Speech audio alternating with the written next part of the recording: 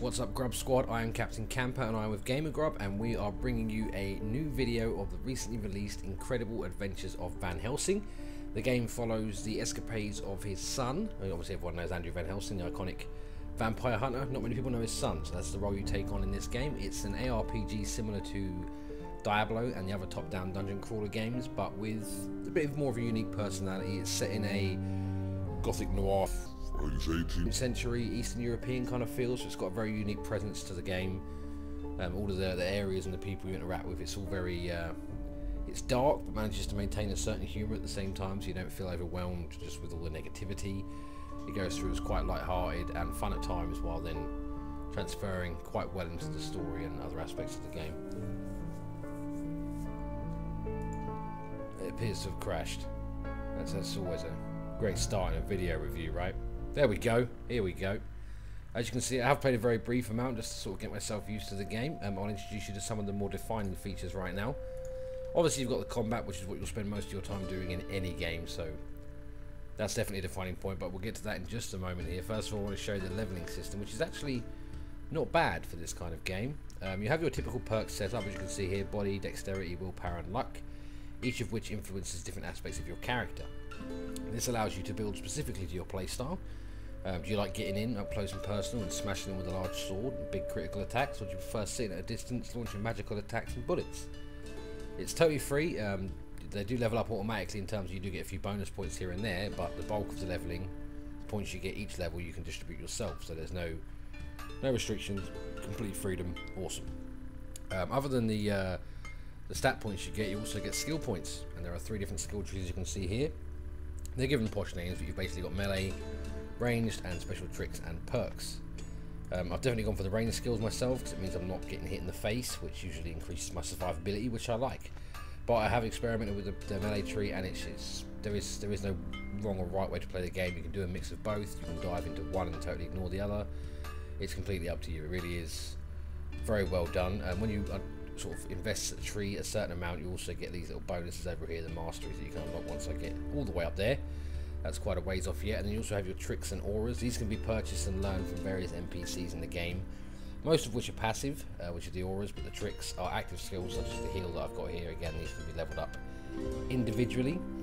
You also get perks, furthermore, even more level, which is what your reputation is for. As you gain reputation by completing quests, defeating monsters, accomplishing certain parts of the story, you can pick one of these to act, and they're a healer, precise. Again, these are passive abilities and give you additional effects of your character, and again, totally tailored to the way you play. Every time you unlock one, another one comes, so you can just keep leveling up. Another interesting mechanic is your partner, Lady Katarina, just like you. There you go. As you can see, I've got 12 stat points here and skill points, so I can, let's see, I can level up a passive skill or defense for me. I'll take a bit of that. And finding items, yeah, I'll take a bit of that too, and then I'll ignore that because I'm not level 8. And a bit of that, so that's a bit of damage and stuff as well. There you go. You can change the behaviour of your ghost. She's basically an ally NPC. Basically, she can be a tank, which is what I like to use her for. She can attack your specific target, which is good for boss fights, and she can target the weakest creature to finish people off. You can also tell her to collect all the stuff, so you don't have to. She does have her own inventory space, where it's very small, and she can also be equipped with any items that you find in game. The item system is will be very familiar to anybody that's played these kind of games before. It all stacks depending on the item type, takes up more slots. And as you can see, it's very simple. I highlight that, I know it gives me less DPS but more protection. I highlight that, I know it gives me less mana and protection. It's all very innovative, all very streamlined, very simple. Jump in and out, don't have to spend ages going through the navigation menus and spending 20 minutes comparing stats when all you want to do is shoot stuff in the face. Which is what we're going to do now. Coincidentally, we're going to go and shoot some stuff in the face. Another unique aspect of this game, which I've not seen before, I don't believe in any game, let alone the game of this genre, is the active skill system. I'll show you here when it loads. It appears to be loading quite slow at the minute. These little things down here you can see, these are different icons. You can see there, that one gives me an AoE damage shot. That one will slow my target, and this one does additional damage. Now this stuff requires rage, which is down here, builds up as you attack stuff, so I'll go and find some bad demon guys to shoot. And of course, when you want one, there's never about. You know where? Come on, come on. I know I've been here before. I thought you'd have respawned. Jeez. There'll be some around here soon, I promise. It won't be long now. Anytime now. There we go, there's a bad guy. As I shoot these guys, you'll see my yellow bar building down there in the bottom corner. Sometimes they explode. Not going to complain, looks cool. As you can see now, these have also increased along with my range bar. Now I can press, for example, 1, 1, 1. And stack all three of them like AoE for a devastating AoE shot. I can also separate, so I go 1, 2, 3. So I've got increased damage in AoE and a slow on a single target. Whoa, let's fight, go for it. This is all with my left click, this damage here. I can also hit right click and launch my secondary ability, which is a big fireball, which does tend to upset people. So it's never a good idea. Katarina died because of firing potions. Of course, I'm beast and just blow everything up. As you've probably noticed, if you're familiar with the ARP genre, it's very manic. You know, you don't find many one-on-one fights anywhere. In fact, I haven't had any.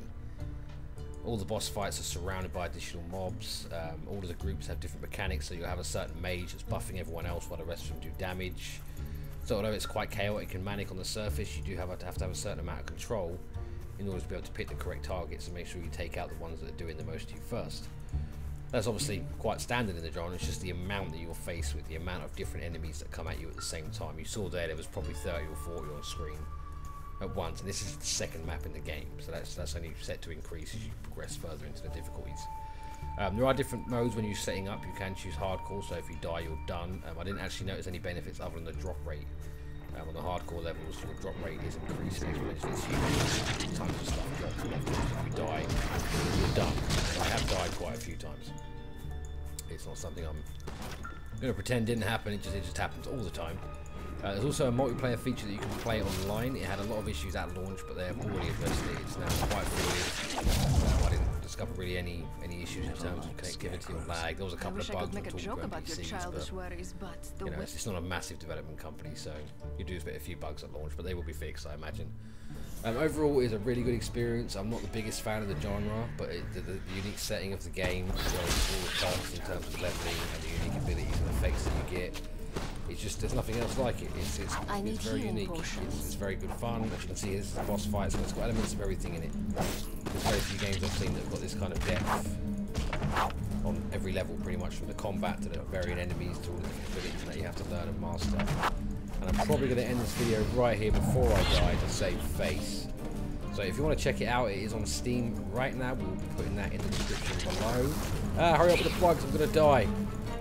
Also, be sure to check the Game of Grub website, gameofgrub.com. We've got some extremely exciting stuff coming up soon. I'm not going to tell you because I don't want to spoil it. Just check the website the next few days and you'll see it. It looks awesome. Also, join us on Facebook. We do tons of giveaways for Game of Grub and other gaming-related goodies, so be sure to check that out. The link for that is also in the comment, and I will chat to you soon. Bike lane. Gamer Grub is available at these fine retailers.